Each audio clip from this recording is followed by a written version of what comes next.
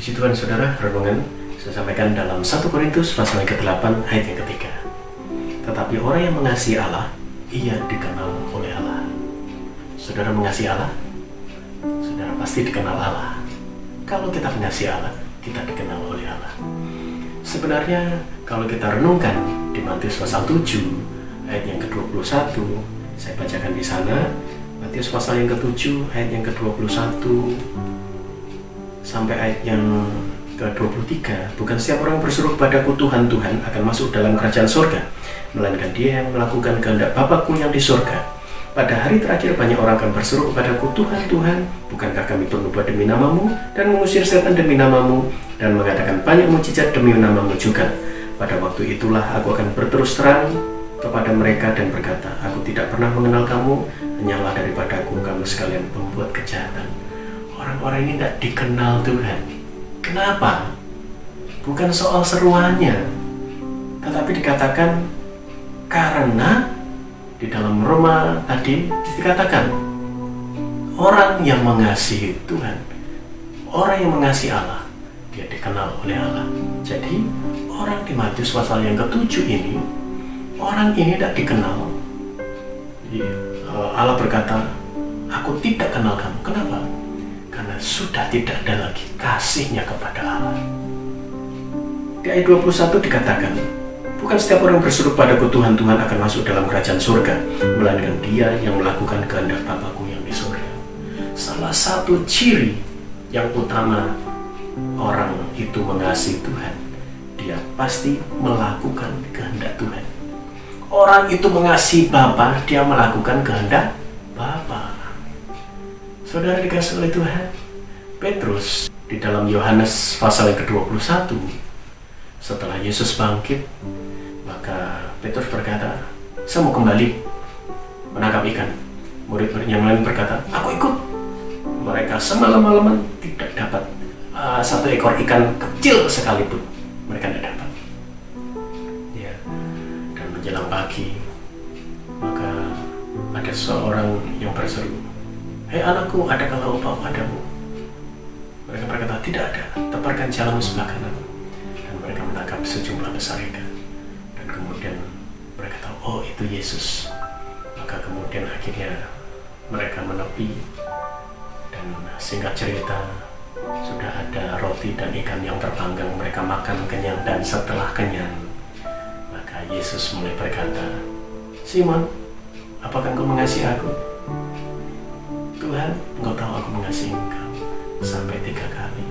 Kenapa? Karena 3 kali Petrus menyangkal Yesus. 3 kali Tuhan mendapati Petrus tertidur ketika diajak doa. Saudara, penekanan dari ayat ini sesuai dengan tema kita. Tuhan ingin memperbaharui pengenalan Petrus akan Tuhan. Tuhan ingin Petrus tetap menjadi murid yang dikenal oleh Allah. Karena apa?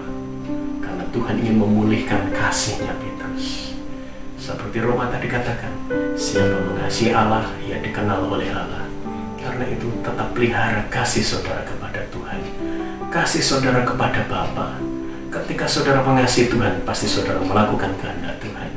Ketika saudara melenceng dari jalan kebenaran, dari jalan yang dikehendaki Tuhan, maka Tuhan akan kejar saudara, dan Tuhan akan kembali ingatkan kasih saudara kepada Tuhan, seperti Tuhan ingatkan kasihnya Petrus kepada dia, kepada Yesus.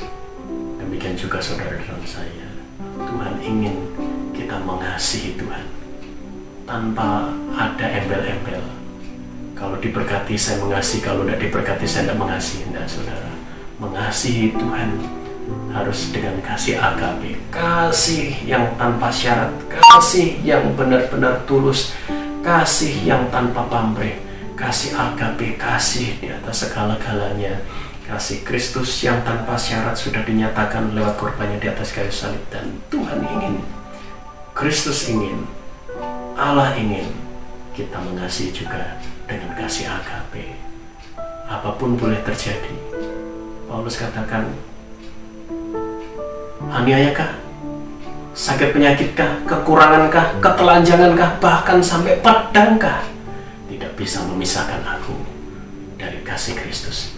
Tidak bisa memisahkan aku mengasihi Kristus, juga kasih Kristus kepadaku. Demikian juga dengan kehidupan kita. Apapun yang terjadi, tetaplah mengasihi Tuhan. Katakan kepada Tuhan, Tuhan, saya tidak ingin kehilangan kasih-Mu, dan saya tidak ingin kehilangan hati yang mengasihi Engkau, Tuhan. Karena kasih kepada Tuhan, itulah yang membuat kita dikenal oleh Tuhan. Kasih kepada Allah, itu yang membuat kita dikenal oleh Allah. Kita satu dalam doa. Terima kasih Bapa. Ajari kami untuk terus mengasihi Engkau. Ajari kami untuk terus, Tuhan, memberikan yang terbaik hidup kami, Tuhan. Apapun tantangan, apapun kesulitan, bahkan ketika tantangan nyawa sekalipun, kami ingin, Tuhan, tetap mengasihi Engkau di segala situasi, di segala keadaan, di masa-masa sulit, ataupun juga di masa-masa kami diberkati.